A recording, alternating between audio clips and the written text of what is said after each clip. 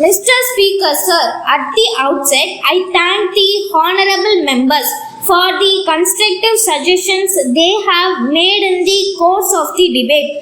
I shall now reply to some of the points raised by them. First of all, with reference to the small surplus on the revenue side, the leader of the opposition said, I had done this by decreasing the expenditure.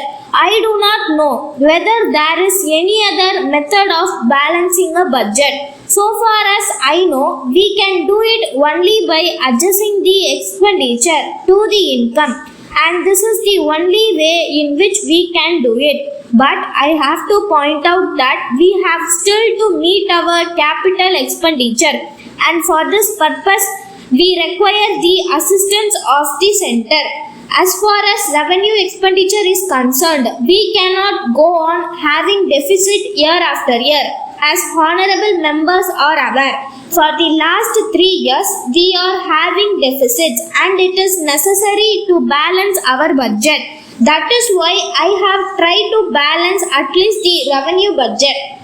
In this connection, I am glad to say that the Finance Commission has gone into the question of the revenue expenditure on account of the development expenditure of the state. So, it has made some revenue resources available to the states. There was money which was available to the center.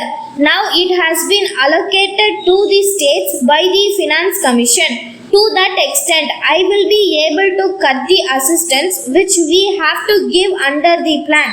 If this is done, we will gain to some extent by the recommendation of the Finance Commission. Then, I come to the taxation measures which I have proposed in my budget speech.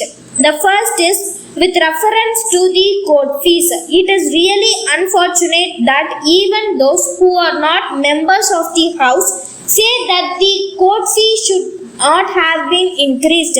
As far as this criticism is concerned, I am sorry that a wrong view has been taken of the proposal. I am sure the members who are lawyers will realize the anomalies which exist in the present Court Fees Act. We want to remove these anomalies, and in that way we will also be able to get some money. It is not as if we want to make the poor people suffer on account of this.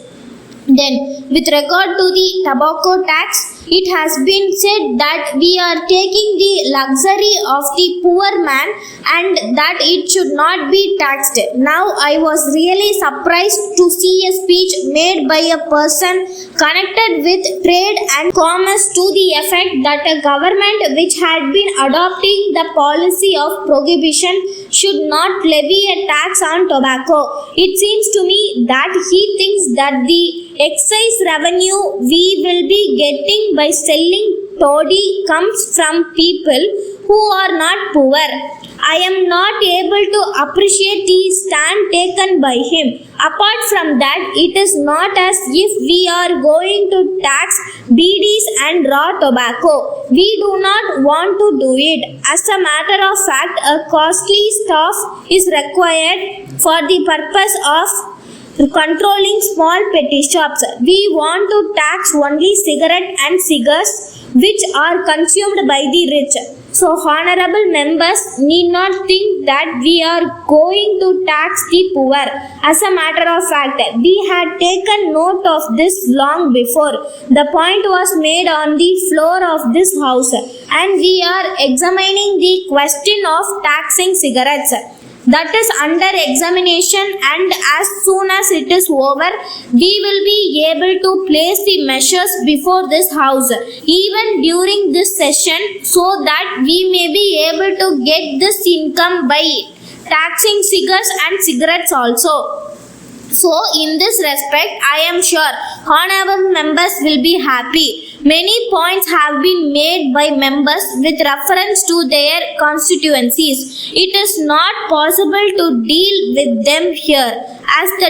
At the same time, I may assure the House that we have instructed the various departments to take note of the points made by the honorable members and place them for final orders before us. If any points are made with reference to any matter which has been raised on the floor of the House, I am sure that whatever is possible will be done. Stop.